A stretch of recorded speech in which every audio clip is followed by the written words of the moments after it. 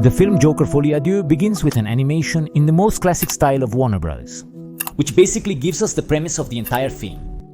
In it, we see that Arthur Fleck, characterized as Joker, attends an event and is applauded by hundreds of admirers who idolize him and are eager to see this controversial figure who unexpectedly rose to fame after a series of crimes. But as Arthur walks down the red carpet, something strange happens. His shadow reveals itself and refuses to mimic him, offering two interpretations. On one hand, this comedic routine featuring a disobedient character defying an authority figure nods to several Looney Tunes shorts where characters like Bugs Bunny or Daffy Duck did exactly this. This rebellion was part of the charisma of these characters. The audience wanted to see them acting in this way. Similarly, several people in Gotham City want to see Arthur acting as Joker because they can see another person rebelling against a system that also oppresses them without putting themselves in danger. However, a second interpretation reveals the film's central theme, Arthur Fleck's inner conflict with his shadow self. A concept that derives from the theories of psychologist Carl Jung, who talks about this dark side of our personality, one that contains desires, impulses, emotions, and aspects of our psyche that are socially considered undesirable, so we often repress them in the deepest parts of our minds, not knowing that the consequences of doing so can be very serious. The shadow is a part of us, whether we like it or not. One that gets darker the less we deal with it. This is one of the central points of the movie Joker Folie à Deux, questioning whether Joker really exists as a completely separate personality from Arthur Fleck, or if Joker is simply this shadow that dwells within each of us, one that many people both inside and outside the movie enjoy watching from a healthy distance. The opening scene of Joker Folie à Deux reveals significant background information about the movie. In this video, we'll discuss how this animated section connects with Jung's theories to pose a question to the audience. If we all potentially have a Joker within us. In 2019, Todd Phillips presented a unique portrayal of the Joker on the big screen. Here it wasn't a vat of chemicals after a bad day that turned Arthur Fleck into the infamous Joker. But this personality was born due to a life of abuse, loneliness, and neglect. Something we see from the beginning, where we see Arthur dealing with a job that barely allows him to live, with people who physically take advantage of him for fun, and with a health system that is about to leave him without the medicines and psychological treatment he needs. All this situation must be extremely frustrating for Arthur. It would be for anyone. But it's very interesting to see the way Arthur deals with this situation, as we see him running away from confrontations and taking refuge in a fantasy world where he visualizes himself succeeding in comedy, having a partner, and being praised on Murray's show for being a good son. At his core, Arthur yearns for recognition and human connection. This is also reflected in that animated short. Because if you look here, Arthur does everything possible to escape from his shadow with the intention that people see him, not the Joker. But let's take it step by step. First of all, what is this about the shadow? According to Jungian theory, shadows are aspects of our personality that we repress or deny because they do not fit with the image we want to project or accept of ourselves.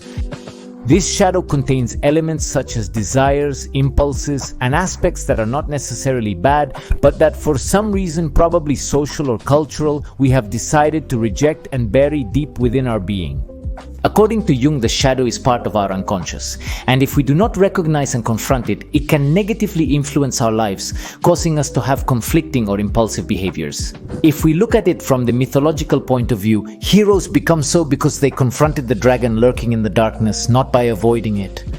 In the case of Arthur Fleck, we see a person completely disconnected from his shadow. Someone who lives repressed and subjected to a life of humiliation and suffering without doing anything about it. Why does he do it? Perhaps it has to do with his mother, who once told little Arthur that his mission in the world was to make people happy, and that's why she calls him Happy. His mother is his only emotional bond in the world, and Arthur desperately desires her respect and admiration. So, probably Arthur decided to bury all these emotions that seem to go against what his mother told him, and he clings to a career as a comedian, even though throughout the movie we see that for some reason he is unable to understand even the most basic concepts of humor.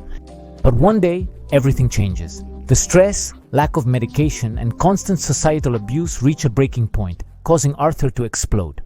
We see this in the scene where three men violently assault him on the subway. Here, after years of repression, Arthur's shadow finally emerges. But it does not do so in the healthiest way, as he begins to act violently, as if by punishing these three people, he was somehow trying to make up for all the damage that society had inflicted on him for years. At the end of the crime, Arthur sees himself in a mirror and begins a symbolic transformation dance that tells us that Joker has been born, a product of the very violence and systematic inequality that exists in Gotham City. But I think something that is often not understood, and that also has to do with this animated start of the sequel, is that Arthur does not completely become Joker. Since there are several moments in the film, like when Thomas Wayne hits him in the theater, where we do not see Joker's personality completely in charge. The film alternates between showing the main character as Arthur and Joker, with some scenes blending elements of both personas, which is portrayed in this animated start because we see an active struggle between Arthur and Joker's personality. Another intriguing aspect of the animated beginning is that Arthur greatly suffers from his relationship with his own shadow. Joker commits crimes, but Arthur faces the consequences. On the other hand, Arthur wants to be seen and recognized for his own actions. However, people only want to see Joker, always leaving Arthur Fleck in the background again. This animated short prompts us to ask a question we often overlook. Is Arthur really guilty of the crimes that Joker committed? That's one of the big questions this sequel aims to answer, as on one hand, Joker seems to be a completely different personality from Arthur. But on the other hand, we all have this shadow within us and we have to take responsibility for it. This is a completely different perspective of the Joker character than what we usually see in comics and other adaptations, as the most common is to see him as an example of demonic evil, a completely immoral character who has no redemption because he's not even looking for it. It's a character who is so deep into the abyss that we can't even glimpse the human being who is probably inside. Whereas Arthur Fleck's Joker seems to be something different. Here we do manage to see fragments of Arthur inside Joker, a dynamic that I find more similar to classic characters like Dr. Jekyll and Mr. Hyde, where there is a conflict between the person and the shadow that takes possession of them. This clarifies that while it's a non-traditional take on Joker, it's an approach seen in other characters from Batman lore. Like for example Two-Face, who is in constant conflict with both sides of his personality, and even Batman himself, who in the comic Batman ego also has to literally face his shadow and his impulses, just like Arthur does in this animated short. Arthur Fleck then lives in a constant struggle between his own personality and his repressed and dark side, which is personified through Joker. The interesting thing is that the film suggests that far from being a separate figure, Joker is the manifestation of Arthur's repressed desires and traumas, a space in which he had to take refuge, but which in turn also causes him more suffering and pain.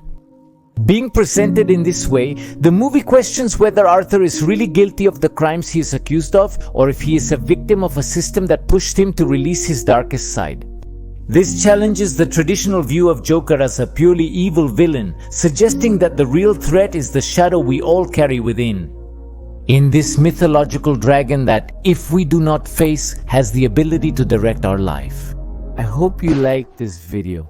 As you can see, I'm improvising at home without my recording set ready, but in the next video I'll do an in-depth analysis of the themes in the movie Joker Folie à Deux. In addition to my movie review, which I rarely do, I'm also making a video about the Joker's evolution over 80 years. If you're interested, please subscribe to my channel. It would help me greatly. That's it for today. I'm Go, the Geek Monitor, and keep looking beyond the obvious.